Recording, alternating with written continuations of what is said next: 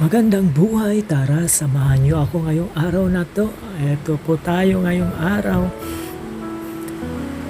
Tayo po ay mag-ano po ng ating adobo. Ito na po dyan. Ayan po, mag-boiled po tayo ng egg. Ito po yung ma-protein na talagang i-ano po natin, sasama po natin dito. Ayan, tanggal po tayo ng shell po niyan. Ayan, mabilis lang po niyan talaga. Kulog-kulogin po natin. Ganun po yung ano niyan eh. Style niya lang minsan. Kaya yan, mabilis lang paghati. Ito na po dyan. Ang ating adobo. Diniretso ko na po niyan. Ayan po dyan. Ayan, comfort food talaga. Ito. Talagang walang tatalo sa lutong bahay. Ayan. Sabi nga nila, diet daw ako. Pero may adobo eh. Kaya bukas na lang. Ito yung ulam na habang tumatagal, lalong sumasarap. Hindi kompleto ang araw ko kung walang adobo. Ganon eh. Diyos lang po. Ayan po. Ayan. May egg na po dyan. Talaga naman po yan. Ilagay po na natin yung adobo niyan. Pero hindi pa ano yan. Talaga naman po.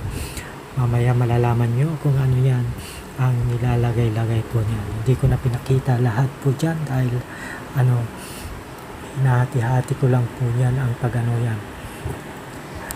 Walang tatalo talaga pag ano yan, lutong bahay po ang ating pag-uusapan. Talagang masarap na masarap po ang ating mga niluluto. Ayan, alam po natin kung ano yung nilalagay-lagay po natin at saka makokontrol po natin yung mga spices po. Diba?